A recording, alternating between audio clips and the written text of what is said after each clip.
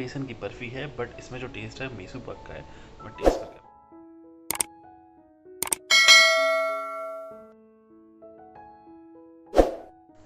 दोस्तों सबसे पहले चाशनी बनानी है, तो मैंने लगभग भगोने में 1 लीटर के लगभग पानी रखा है।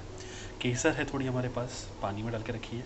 ये मैंने 3 से 4 कूट ली हैं इलायची, और साथ में थोड़ा सा मैंने रखा है, ये पहचानते होंगे ना आप इसको, अगर आपके पास है तो अच्छी बात है। आधा किलो के लगभग चीनी डाल रहा हूँ। चाशनी अच्छे से हमारी उबल रही है। मैंने इसमें दूध वगैरह कुछ नहीं मिलाया इम्प्योरिटीज़ वो करने के लिए। हल्का सा आप चाहें तो एक बार बनते टाइम आप छान सकते हैं। और मैं 1 पाव के लगभग ही बेसन इसमें ले रहा हूँ। घी को थोड़ा गर्म होने रख दिया टीन में डायरेक्टली। तेल और घी का एक मिश्रण हमें बनाना है। 100 ग्राम के लगभग मैंने ऑयल लिया है। घी भी हमारा गर्म हो चुका है जनाब। इसको हम उस ऑयल में डालेंगे, थोड़ा आराम से डालिएगा क्योंकि घी गर्म है। 1 पाव की लगभग मैंने इसमें क्वांटिटी उड़ेल दी है, और ये लगभग एक तार तक की चाशनी के लगभग बनने लग गया है। तो इस टाइप में थोड़ा थोड़ा करके बेसन इसमें डालूंगा,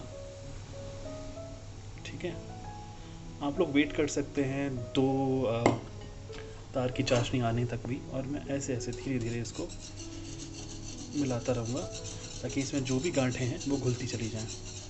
थोड़ा मुश्किल काम भी है, देखिए झाग भी बनेगा और ऊपर भी आएगा। बेसन को फिर ऐसे ऐसे मिलाते ही रहना है। अब क्योंकि मैं एक हाथ से यूज़ कर रहा हूँ तो मैं ये होते ही आपको दिखाता हूँ।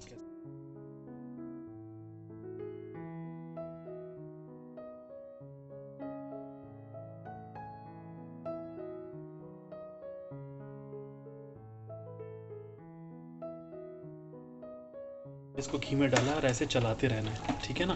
पर दोनों हाथों की आपको इसमें ज़रूरत पड़ेगी। एक हाथ से करेंगे तो दिक्कत आएगी, जैसे अभी मैं एक हाथ से करने की कोशिश कर रहा हूँ। तो ये पूरा जितना भी घी है ना ये पी लेगा। फिर जब ये पी लेगा उसके बाद फिर आपको और घी इसमें मिलाना है।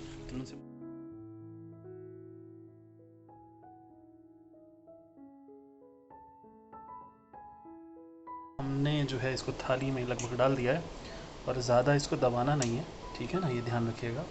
बस चम्मच से थोड़ा थोड़ा सा ऐसे ना उसे छितरा देना है, और इसको हम 5 मिनट के बाद कटिंग करेंगे।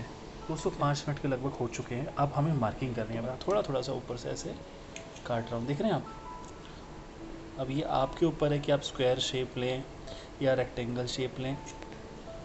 आसानी से तो कुछ भी नहीं बनता है दुनिया में, बस यही एक वो कुछ चीज़ें हैं जो इंसान ध्यान रखता है। लगभग इसको हम 2 घंटे के लिए छोड़ देंगे, फिर देखते हैं।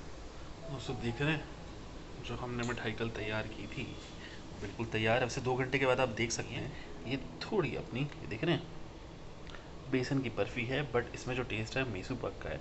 मैं टेस्ट करके आपको बताता हूँ। कड़क बना है जो मोहन थाल में नहीं होता।